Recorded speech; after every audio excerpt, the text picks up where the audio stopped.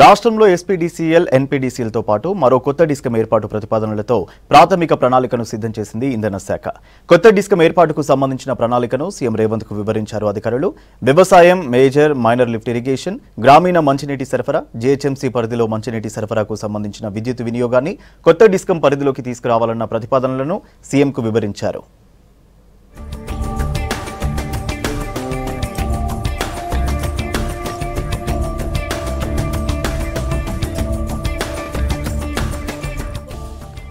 ప్రస్తుతం ఉన్న 2 డిస్కంలను 3 డిస్కంలుగా పునర్విభజన చేయాలని సూచించారు సీఎం రేవంత్.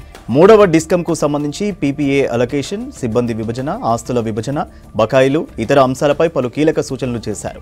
కేబినెట్ ఆమోదం తర్వాత కొత్త డిస్కం ఏర్పాటుపై ముందుకెళ్లాలన్నారు సీఎం. ఇందుకు వీలైనంత త్వరగా కొత్త డిస్కం ఏర్పాటుకు సంబంధించి పూర్తిస్థాయి ప్రణాళికను సిద్ధం చేయాలని అధికారులను ఆదేశించారు CM Revanth.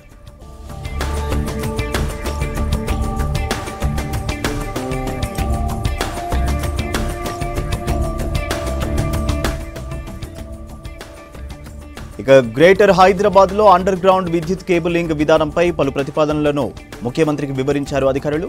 Under ground cabling DPR తయారీకి సంబంధించి పలు అంశాలను సీఎం దృష్టికి తీసుకెళ్లారు. అయితే అండర్ గ్రౌండ్ కేబులింగ్ కంటే ముందు కోర్ అర్బన్ రీజియన్లో విద్యుత్ సబ్స్టేషన్లను అప్గ్రేడ్ చేయాలని అధికారులకు సూచించారు సీఎం రేవంత్ రెడ్డి.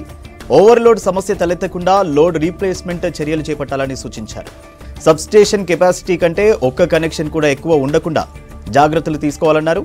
అవసరమైన చోట సబ్స్టేషన్ల సామర్థ్యాన్ని పెంచుకోవాలని చెప్పారు.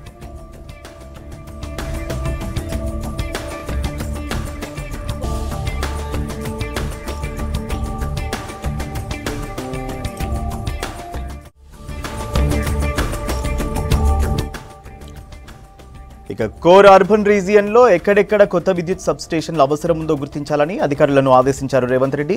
అర్బన్ ఏరియాలలో విద్యుత్ సబ్స్టేషన్లలో అధునాతన సాంకేతికతను ఉపయోగించాలని సూచించారు. విద్యుత్ కేబుల్స్తో పాటు ఇతర కేబుల్స్ కూడా అండర్ గ్రౌండ్ కేబులింగ్ వ్యవస్థను ఉపయోగించుకునేందుకు వీలుగా ఉండేలా చర్యలు తీసుకోవాలన్నారు. బెంగళూరుతో పాటు ఇతర రాష్ట్రాలలో అండర్ గ్రౌండ్ కేబులింగ్ ప్రాజెక్టులను అధ్యయనం చేయాలని సూచించారు సీఎం రేవంత్.